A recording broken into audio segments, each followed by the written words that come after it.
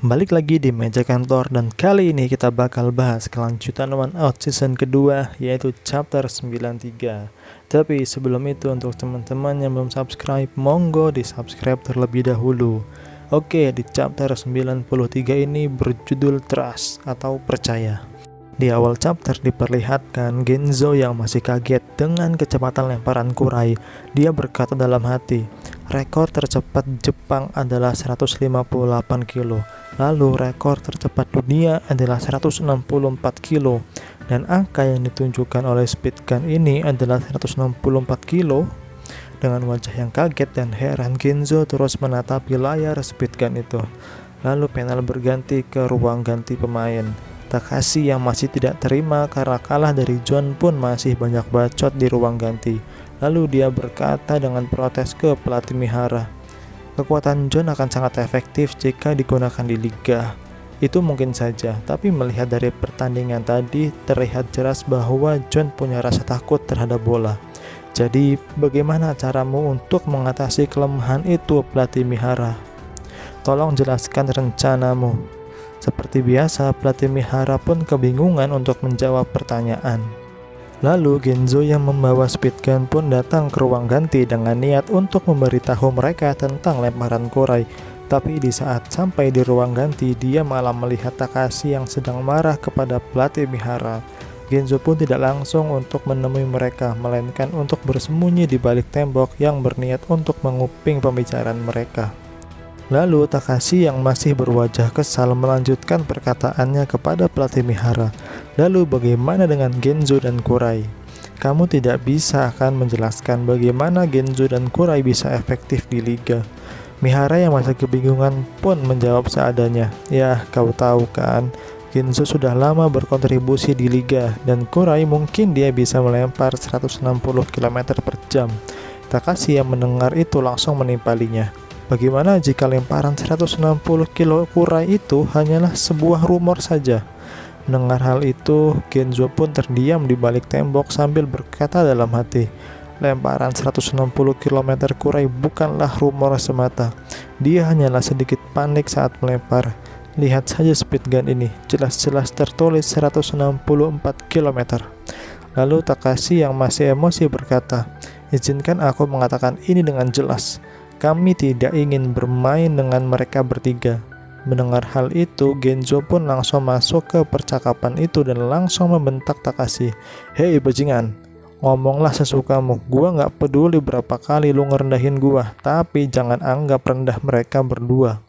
John memiliki skill memukul dan Kurai dapat melempar 160 km per jam.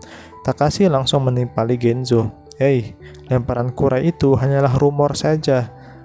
Lalu Genzo pun berkata, itu bukanlah rumor, aku adalah saksi matanya. Dia memperlihatkanku lemparan 160 km-nya itu.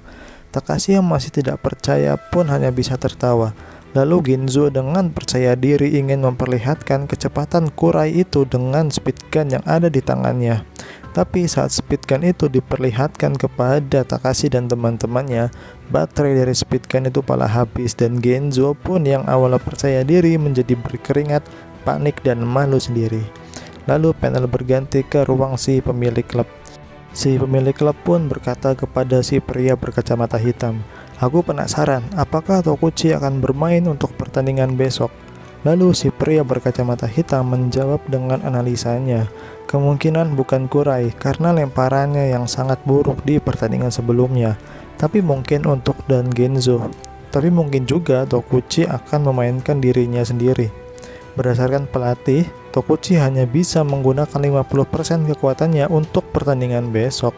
Si pemilik klub pun hanya tertawa kecil lalu berkata, menggunakan 50% untuk pertandingan besok tidaklah bagus, karena lawan mereka adalah tim Vingasu, di mana tim Vingasu adalah tim besar yang sangat kuat. Di sisi lain, terlihat Tokuchi sedang berjalan dan si Patua berkacamata mengikutinya dari arah belakang. Tokuchi merasa terganggu karena diikuti seperti itu. Lalu Tokuchi pun berkata kepada si Patua itu, astaga, kau tuh mengganggu sekali, katakan apa yang kau inginkan. Lalu si Pak Tua itu berkata, aku akan tetap melekat denganmu sampai kau bisa merubah isi kepalamu itu. karena hanya akan menunggu waktu saja sampai kehancuranmu tiba. Karena pertandingan berikutnya lawannya adalah tim Vingasu. Lalu Tokuchi mencela, Vingasu? Itu adalah tim sempurna yang kulawan saat pembukaan kompetisi. Lalu si Pato menjawab, dalam pertandingan itu, dua pemain utama mereka tidaklah ikut bermain, yaitu Amami Taiyo dan Kitauji Go, karena mengalami cedera dan mulai bisa ikut bermain saat akhir musim. Dan ketika musim baru dimulai, kedua pemukul itu jadi sulit dihentikan. Kalau pemukul terbaik pertama adalah Takami, maka posisi kedua dan ketiga adalah dua pemain tersebut. Lalu si Pak Tua mengeluarkan laptop dari tasnya dan berkata, daripada menjelaskannya, mending kita nonton saja video kemarin di mana Takami menjelaskan mereka berdua dalam sebuah talk show. Di sebuah video, kita diperlihatkan oleh seorang pemain bisbol yang tengah latihan memukul. Dia adalah Amami Taiyo, dan Takami pun menjelaskan secara rinci tentang pemain itu. Amami 3 tahun lebih tua dariku, dan dia juga merupakan senior di sekolahku dulu. Dia adalah orang yang membuatku termotivasi untuk bermain bisbol. Kita memiliki tujuan yang sama, yaitu tentang pukulan, di mana kau bisa mengatur atau menentukan kapan waktu bolanya datang. Selanjutnya, Takami pun menjelaskan tentang Kitauji Go. Dia dijuluki ninja yang mengerikan. Kita tidak akan pernah tahu apa yang akan dia lakukan selanjutnya. Lalu sebuah video menampilkan aksinya di lapangan. Sebuah pukulan safety ban dengan 2 outs dan runner pada base kedua. Lalu dia memukulnya ke garis base ketiga saat situasi runnernya sedang bergerak. Kesimpulannya, dia cepat. Ketika kamu saling berhadap-hadapan dengannya di base, dia akan membuatmu gemetar ketakutan. Lalu pada permainan terakhir, setelah sukses dengan safety ban 2 kali berturut-turut, kemudian pukulan yang selanjutnya mengarah ke tribun penonton. Ia sebetulnya memiliki kekuatan yang sangat banyak. Dengan begitu, line up tim Vingasu sangatlah kuat. Pertama ada Kitauji, lalu diikuti dengan Amami. Lalu yang tidak kalah penting adalah orang ini, yaitu Kawanaka Shinichi. Saat ini ada banyak pitcher yang mampu melempar dengan 150 km per jam, tapi kebanyakan mereka adalah pemain pengganti. Untuk melempar 150 km per jam dari awal pertandingan seperti Kawanaka adalah hal yang luar biasa. Tapi yang terkenal dari Kawanaka adalah lemparan forkball-nya. Bahkan aku sekalipun tidak bisa memukulnya, kata si Takami. Lalu sang pembawa acara bertanya kepada Takami, apakah benar-benar tidak ada orang yang bisa memukulnya? Lalu Takami menjawab, daripada memukulnya lebih baik membiarkan lemparan itu. Bahkan lemparan fastballnya pun sangat sulit. Tokuchi dari Lycons memang punya rekor yang mengagumkan, tapi sejauh ini pitcher terbaik adalah Kawanaka, seru si Takami. Setelah menonton tayangan itu, si Pak Tua pun bertanya kepada si Tokuchi, bagaimana? Lawan kali ini bukanlah tim yang akan berjuang mati-matian, tapi justru kaulah yang berada dalam posisi itu. Lalu Tokuchi berkata dengan santai, itu tidak seperti aku yang akan bertarung, karena aku punya 3 orang yang kupercaya. Si Pak Tua pun mulai jengkel dan ingin membentak Tokuchi, tapi tiba-tiba Genzo datang sambil berlari dan berkata, Tokuchi, lemparan 160 km milik Kurai ternyata memang benar. Aku melihatnya sendiri dan mengukurnya dengan speed gun.